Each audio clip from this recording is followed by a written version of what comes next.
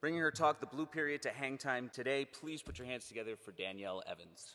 I am Danielle Evans. Welcome to my talk titled The Bleue Period. It's very on brand. Shoo, shoo, shoo, shoo, shoo. There we go. So my name is Danielle Evans. That was a beautiful introduction. I am a lettering artist from Columbus, Ohio. I'm an art director as well. More importantly, I've had a hell of a time, and I am here to tell you all about it.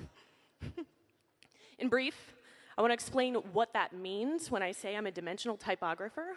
Essentially, I make lettering out of food and objects, but more than that, I create powerful words.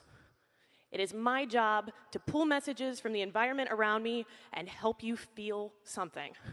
So I'm part illustrator, part designer. I'm a stop-motion animator, all done by hand, without programs, grids, sketches. I never call myself a stylist, but my job requires this. My face is often this far away from anything I'm generally working on. And my job is to make people and things occasionally look their best. I'm a photographer verging into videography. I'm a very stubborn retoucher. I don't know if you can see I added beads on that necklace on the right and then took all the glue off of it because I didn't do a good job in real life.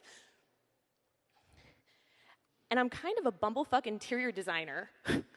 Like, that means I took a class a couple times and then had to utilize it to make an actual mural, which is insane. I'm also a bootleg scientist. So if you're talking about technique, the process of my work is fascinating. I mean, I doubt any of you have had to calculate, with the exception of maybe Kelly Anderson, the death rate of something, resistance, wind resistance, height affecting sharpness, optimal bioluminescence, reflection. Have you ever grown a ligature? Because I have. I am a feeling machine. I make people feel some type of way, viscerally. And I create pause in a fast-moving world. That is my aim. And I've had to pause a lot the last couple years to figure this out. It's something where I've realized you can't really move anyone until you move yourself. So why am I talking to you about this?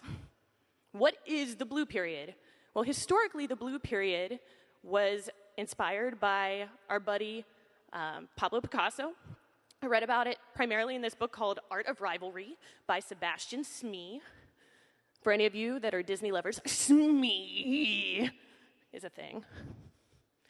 And in this book, this guy details out how Picasso was a horrible person and a shitty roommate.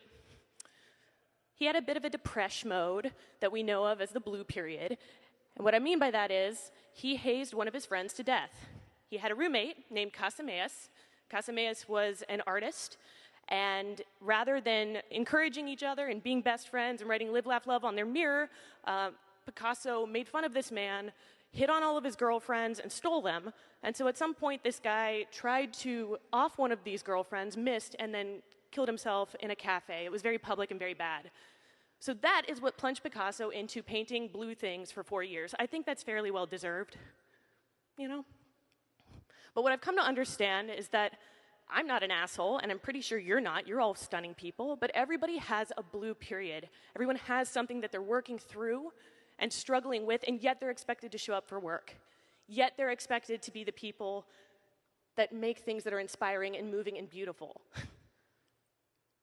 Now, before you get all like, well, this guy's the father of Cubism, and how can I possibly relate to that? Well, remember, Picasso was an art kid, and he started Cubism because he was illustrating someone's erotic novel. So, I mean, you know, very relatable.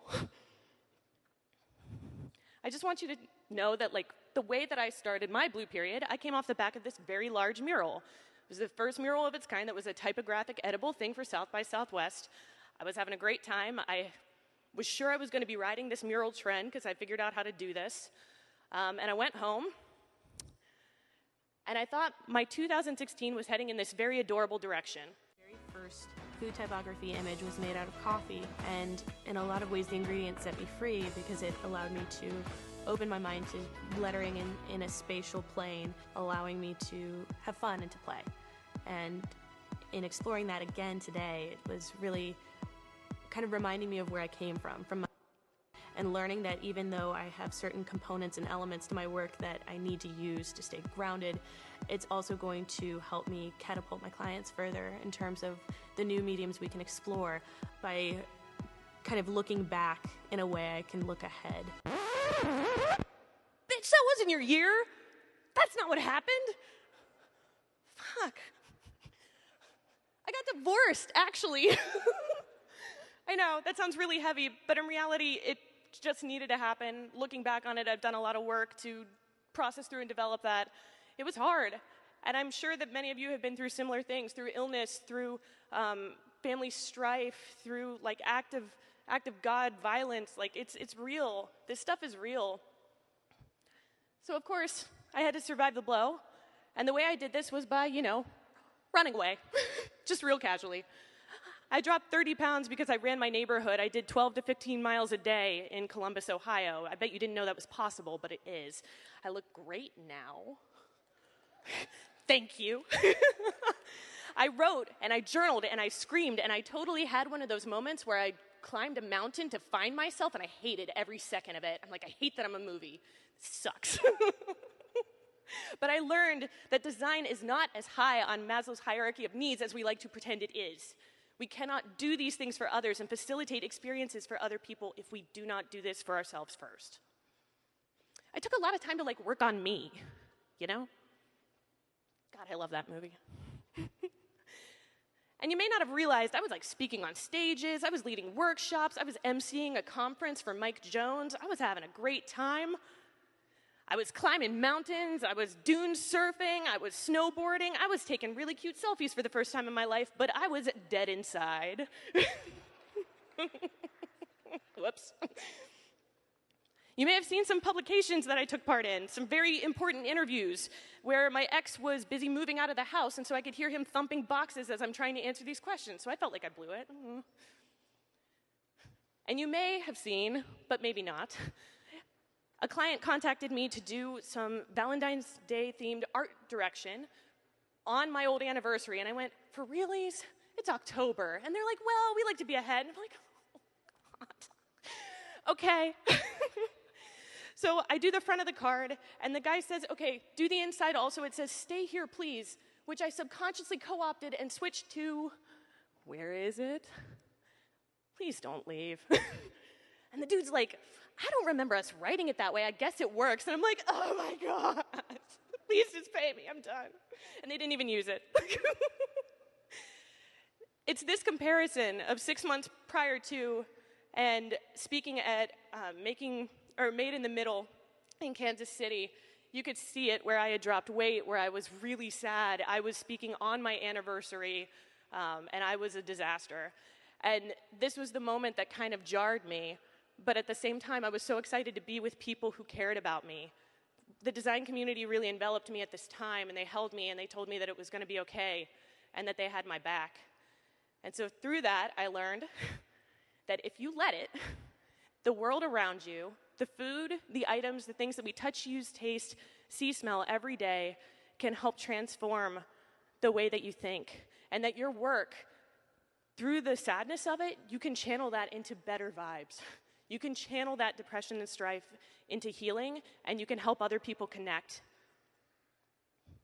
A former student had to show me that there was a spectrum to the work that I do. Up until this point, I was doing cute stuff. I was being very glib and silly and a little cheeky, but I realized I was ignoring an entire spectrum of feelings. This was done by a woman in my workshop several years ago, and she had a daughter that died in a freak accident. And so while this looked like darkly optimistic, I had to press her for the story. And she then told me that there was some sort of hope in this piece for her, because even though she has no more children, her daughter's friends became her children. And they filled her house, and they made her whole. And I realized that it's our responsibility to visually explore the spectrum of these ideas, championing the positive without rejecting or neglecting the impact of the negative. Through the sweet, we have the salty. So this became an issue of weight distribution. And it's about learning to comfort yourself that the cloying liminal space of being there and not is still a place of arrival. My therapist used to tell me about this all the time. Finding other people to help you with this weight, helping carry the load is how you're going to make it through the toughest times. These are some people I've worked with over the last couple years. Not one of them really letters. They're bakers, they're stylists, they're photographers. They're incredible human beings that have helped me work through projects, pushed me to make more of my work. I have so much of them in me now. I'm so grateful. I know all of you have people around you that you don't necessarily consider in terms of like finding camaraderie. Look for those people. They're not always in your field. I started pushing myself through prototyping difficult things because I needed a distraction and a reason to crawl out of bed. I grew this necklace in a vat of sugar. It's edible, actually. I had photographer friends that helped make my work shine in a way that they never had before, and I couldn't be more thankful for them. These people taught me that even in the midst of where I was, I could be generous, open, helpful, a kind collaborator, a good friend. Sometimes I crossed industry boundaries, and that made the work even more interesting. So in moments where I was struggling, I could still have so much fun. This is a collaboration I did with Joy the Baker of Drake on Cake fame. So, quick little video.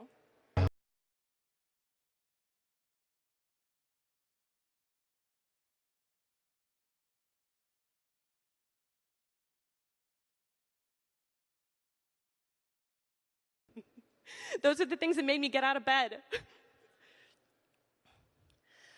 I felt often that I didn't have enough talent to do the projects that I had wanted to do from years back, that I just didn't have enough experience, that I would find time to do it later. And instead, I started entrusting my collaborators to help me, including embroiderer Carolyn Brouchard, who helped bring the Scarlet A to life.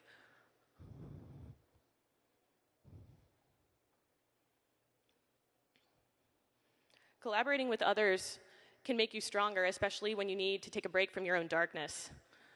Yeah, man. Yeah. This will make for a great time lapse once the piece is finished. And just or in this case, throwing a little bit of light to make some serious fire. And despite it all, I found a time to dance.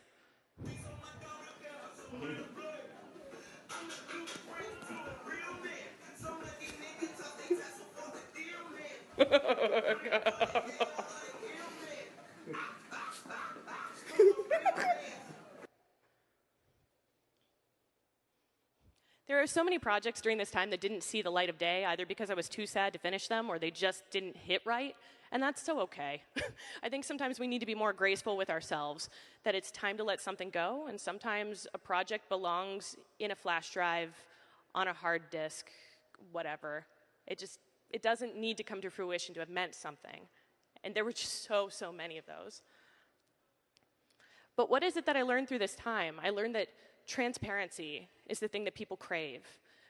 And as I'm starting to slowly open myself up, I thought, can I share more of my reality as a person?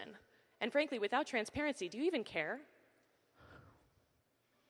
For example, I listened to an ass ton of music in 2017. I listened to 90,000 hours of music. And I started to really relate to multiple artists on this list, feeling like they wanted to level up, feeling depleted, taken advantage of, one single away from better times. And so I started carving an egg. I couldn't tell you why. The guy I was dating at the time was a sociopath, and he thought it was funny, so I'm like, surely this is a good idea. What is that Japanese process of remaking something that was before, but with like gold? Well, less gold. I mean, there were some golden eggs. And this project began gaining steam because it was so weird, and I so badly needed encouragement. And in fact, I'm going to skip that. To a point where Wix ended up acquiring this weird project filled with eggs, with Kanye quotes and lyrics that I dubbed Kanye. I'm so serious. I ended up following this rabbit trail down this like weird egg basket because I felt I just needed to do it. I had no explanation. I couldn't have told you what it would have led to, and instead it led to a very lucrative like passion project. It was, I guess you could say, exactly what I needed until a very rotten thing happened. And then we had to kiss it goodbye. And it was sad. I also had to take a look inward for the community that I desperately wanted in real life, and I didn't have to look far. I started with my friend Yao, this creative meetup in Columbus, Ohio, once a month, where all different people from different backgrounds and experience levels come together and talk about what it's like to acquire an agent, how to handle legal paperwork, how to market themselves. And we decided that there was a lot more support than we knew. I think sometimes we look to the internet to find connection, and we neglect those that are around us. And in fact, I've been doing this for 3 years now, and had some very incredible people to lean on. And we even got someone to rebrand the Very OK logo that I did when we first started. And it looks amazing. It's to a point where this group of people now own their experience. And they, rather than me starting this feeling like, oh, I need to give something to people, I feel like I get more than I give every single time. I've learned through this that like grief is a spectrum and not a color. I think sometimes we believe that grief all is handled the same way, and it's not. I think grief can be the same color, a little white hot, a little nebulous, a little hard to pin down. But in fact, they're not the same texture. I feel like some grief makes a huge mess if you try to apply it. Some of it sits comfortably in your pocket. Some pain gets on your clothes and you find it in your bed and in your rug months from now and you feel like you'll never be rid of it. Some pain you actually can't forget because it's more painful to not remember. And I gotta preface this experience that I'm gonna tell you about, this different kind of pain, with the fact that I'm pretty sure I'm a wizard. So I, despite all things, got asked to go on a trip to Havasupai in Arizona. I was told it would be a fun backpacking vacation where I could just leave some of this year behind. And I had an inkling that stuff was bad. Like I started making comments about, oh, maybe I should not go on this trip. Oh, I had some client potential work come in and it's only possible to do it this week. Maybe I should stay home. I started telling people like on the plane, hey, if you don't hear from me at X time, just like please check on me by Thursday. Something's probably wrong.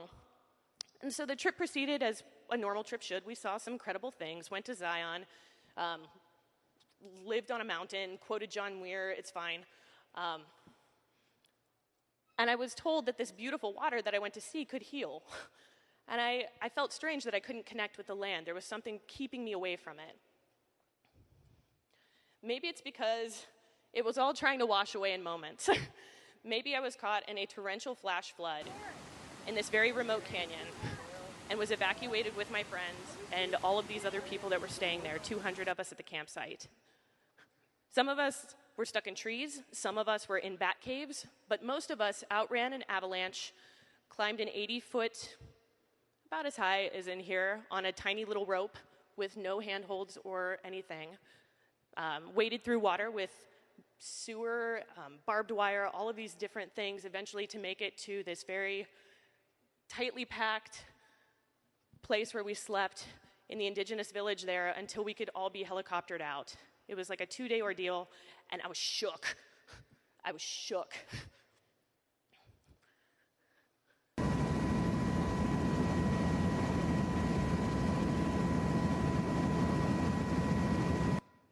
Eventually, I let people know where I was through social media. The reception was really bad in the middle of, I don't know, nowhere.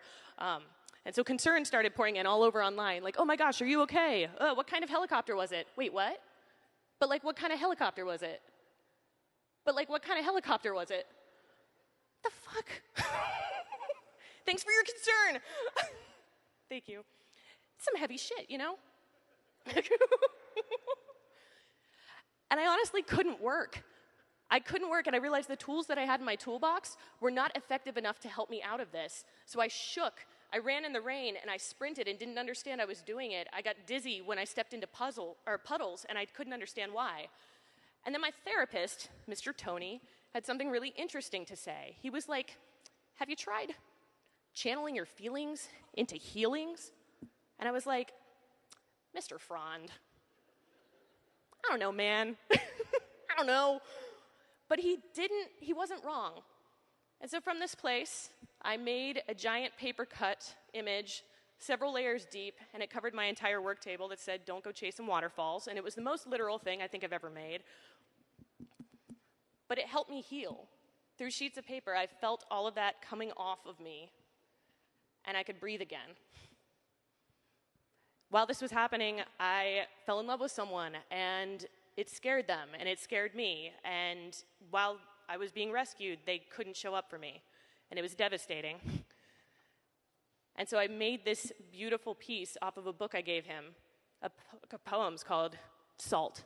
And the idea was to stay soft because it looks beautiful on you. So I bought flowers, and I wondered if he thought of me while I bought them. And I grew these crystals, and I wonder if I could stay soft for someone else eventually that can handle me. And I tried to stay beautiful. I tried to find healing and love amongst the thorns and the thistles. And it wasn't simply enough to work through those feelings in this way. I learned that I couldn't just journal and write and talk to my therapist these feelings away. I had to go somewhere. So I won't show you this video because we're going over, but I did go to Reykjavik. I went to Iceland.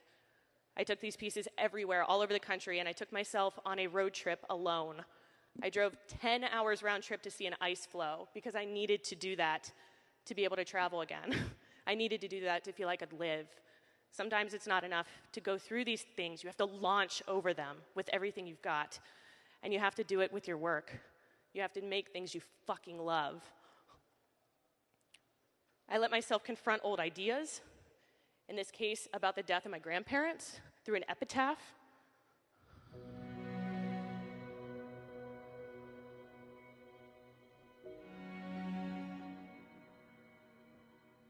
Thank you.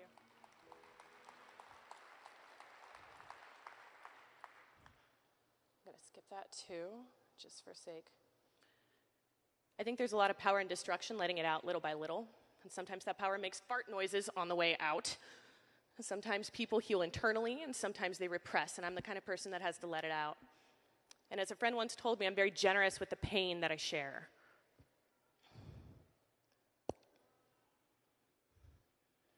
So sometimes letting ideas percolate is the best way to come up. I thought that it was possible I would lose my job when all of these things were happening to me because I work for myself. I am the primary force behind finding work and generating new ideas. And I didn't know if I could do that while I was laid up with all of these different things. But it's funny, if you let them, ideas lay dormant and generate back up for you to find them when you're well. Stop motion has been a part of my work for years, but now it allows me to be rageful against higher powers. It allows me to speak to unfairness in society, to impart empathy in a way that I didn't think was possible. It's very careful deconstruction. And I love what Tina says here, that we think time works against us, and that as time flies, we lose opportunity. But sometimes the waiting can sustain us, often in a way we don't expect. I've channeled some of my frustrations into writing. I'm wringing everything out of the experiences I've had, and I'm putting them in places where other people can read them. Very grateful to Working Not Working for syndicating some of my writing for the first time. I feel like a lot of interesting work has come out of this dark time for me, and frankly, there's so much still to do.